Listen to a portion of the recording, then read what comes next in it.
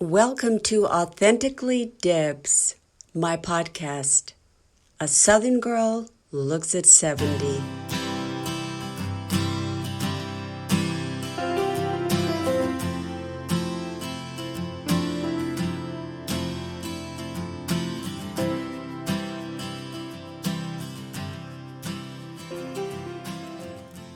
This is what you'd call a bonus episode that's out of sequence, but one that I hope you will enjoy and perhaps can even relate to. This little experience that I wanted to share is something that should have been in an earlier episode because it happened when I was a kid, probably not more than 7, 8.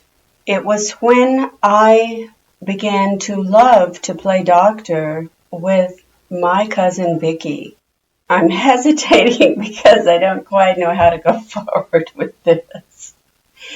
Usually when you think of kids playing doctor, it generally has to do with something to do with sex. I started to say generally has to do with genitalia.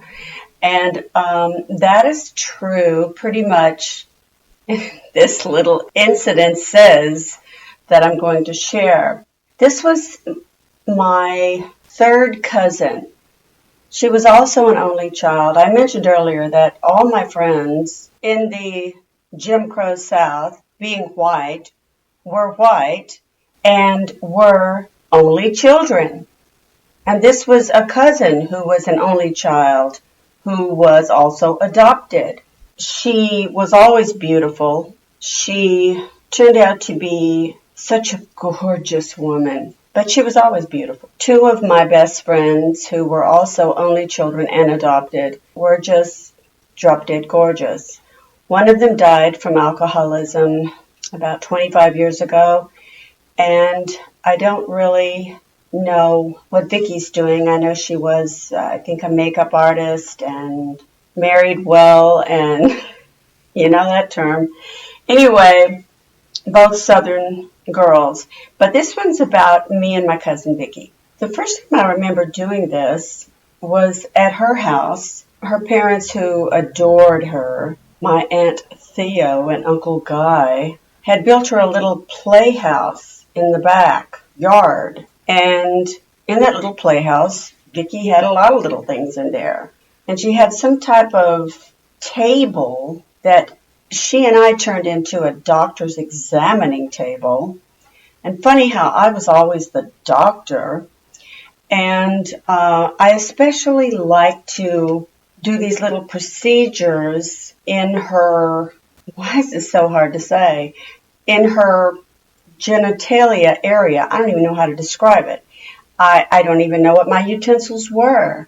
But I do know that I liked being down there, and I liked exploring it. We didn't have oral sex or anything, but it was definitely exploration that I enjoyed, and I think she enjoyed as well. And I believe that one day her mom came in and saw us doing this. And the way of the South, at least the way of the South then, and I don't think it's changed much, is that, oh my goodness, what are you girls doing? And we stopped, and we probably were offered popsicles, anything to get us away from doing that, and don't do that again. And I'm not sure it was discussed with my mother. I'm not sure it was ever discussed. But then one day, Vicky was at my house, and my house was my grandmother's house. And I didn't have a playhouse like she did. However, I did have a closet in my mom's and my bedroom. And so Vicky and I would go in there, and we would do the same thing. I was the doctor, she was the patient.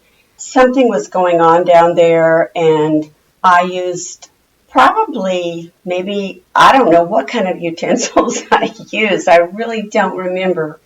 I don't think it was anything that could harm her in any way, and I don't think it was definitely anything that I penetrated, but I was definitely very fascinated with her genitalia, and she really enjoyed it. So I think when this finally stopped was when I guess maybe I thought I was like a doctor. And I got some kind of little hook instrument, I shall call it, and put that inside of her eye. Now, I don't know how we graduated from genitalia to becoming an ophthalmologist.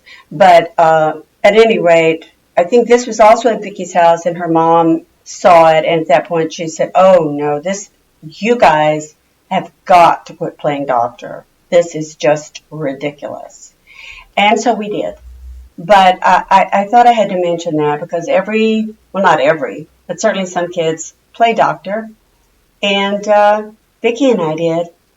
I think I have to say at this point that I'm bisexual. I've never really acted on it as much as I did with my cousin Vicky. And it's something that I guess is so archaic in that there were always reasons not to act on it, and I haven't completely ruled it out because I got married to a man, obviously, very young, and I've been single for a very long time. I've had relationships with men, and I remember when I was living in New York and I had this acting class, and there was a woman in that acting class that was a med student. I don't know why she was in an acting class, but I had this complete fantasy about her, never acted on, but I just wanted to say that I'm bisexual. That's all, folks. Thanks for listening. Hey, everyone. Thanks for listening to Authentically Debz, a Southern girl looks at 70. And if you liked my show, please subscribe, leave a review, and definitely tell a friend. Oh, and make sure and visit my website where you can keep up with my current projects, learn a little more about me, and follow my latest news. And that website is www.deborajanGray.com.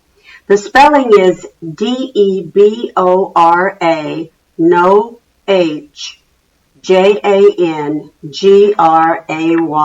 You can also find me on social media as an activist, actor, and friend.